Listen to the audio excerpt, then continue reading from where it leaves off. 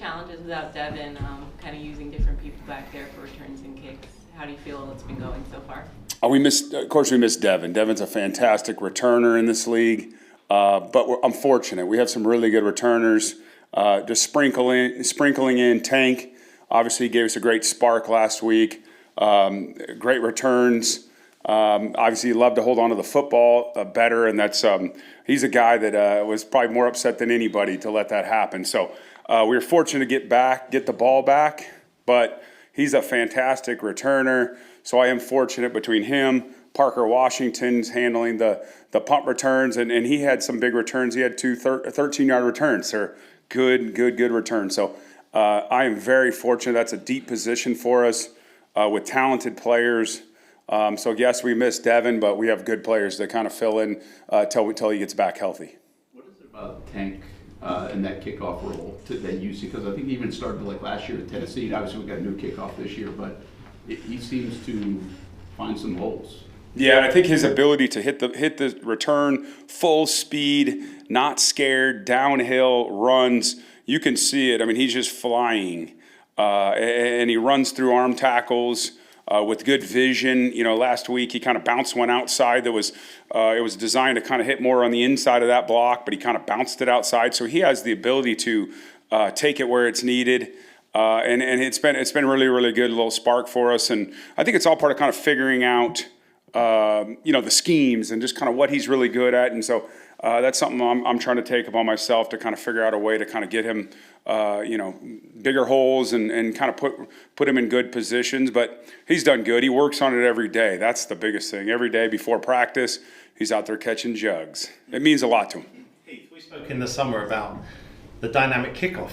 Didn't know what it was going to be at that point. Has it been everything you expected? Surprises? Where would you say after 6 weeks?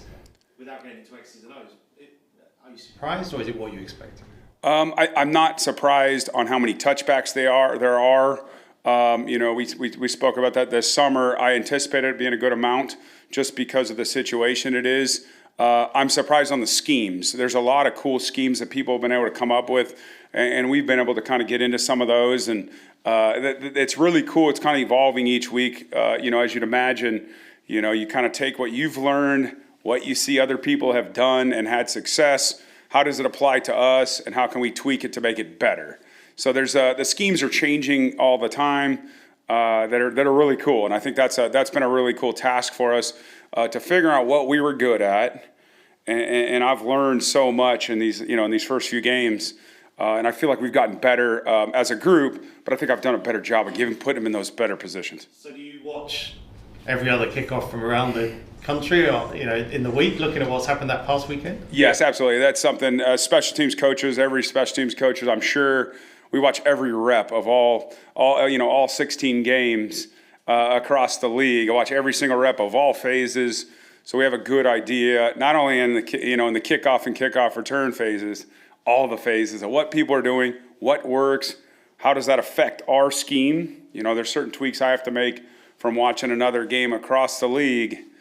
I say, well, how would that affect me? How would that, put us in a tough position? Okay, I need to tweak this before it happens to us. So yes, we all watch it. We're dialed in on what everybody else is doing, good and bad. How do you feel as a special teams that you've adapted to the new rule this season? I think my guys done great. We've been, it's been really clean.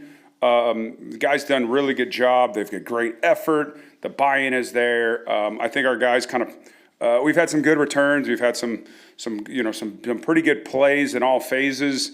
So I think it's been great. It's been exciting. We're hoping to, obviously cover some kicks. If we're not, situationally at times we have to kick touchbacks, but if we can give some opportunities, the guys love covering them and they're really enjoying that process. And I think they're kind of living through it as far as what works and what doesn't. So they're really enjoying it, and I think they're playing really well. I think they're doing a really good job.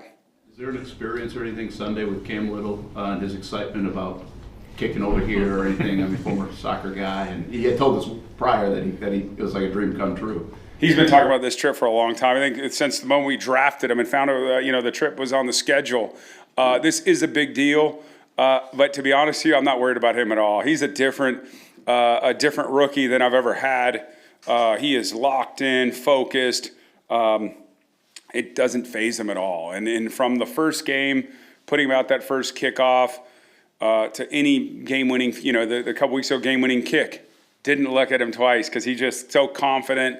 He wants those kicks. He wants to kick at Wembley. These are the kind of things he looks forward to. So I'm not worried at all. I'm excited to watch him. Sorry, as a former player, do you, when you're in the work week like this, do you try and take the 1 and 5 out of it? Do you do that will they do that as players? Is it important to try and stay in that process and not worry about what we talk about on the outside?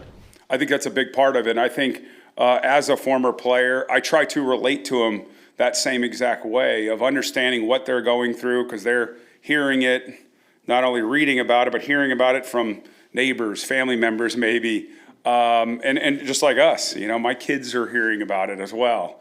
And so I think it's just compartmentalizing what we have, what is the task, how can we find a way to win, and I think more specifically, how can I help us win on special teams? How can we do a better job each week and try to get better to put us in those positions? It's maybe instead of having a long kick return, let's get a touchdown. How could that affect us? So I think we're just keeping him laser focused in on how can we help us win and do the right things. And that's a big part of it. I think just understanding what they're going through. As a former player, they can rely on me, just kind of have gone through some of these kind of rough spells, across my almost 20 years in the National Football League. I understand what it's like. How much more full strength can you guys get if Daniel is healthy and obviously Dewey coming back sometime in the near future? I think it's ever evolving. I mean, I think, we're obviously light. It's obviously on defense they lose Foye, but how does that affect special teams? We lost a 4-phase in Ventrell. And you lose Dewey. Well, guess what? Now the next guy goes up to starting. Antonio Johnson goes up. Well, he's been a good special teamer. So it always, trickles down to special teams. And I think that's part of development. We have to make sure we're still developing these young guys, and I think we've done a pretty good job with Jarian playing a bunch of phases. Trey Prince is playing punt return, and he's gotten better every week. And so I think that's part of it. It's just developing these players because as they get more roles on offense or defense, obviously we got to have another guy ready to go. So that's a big part of it.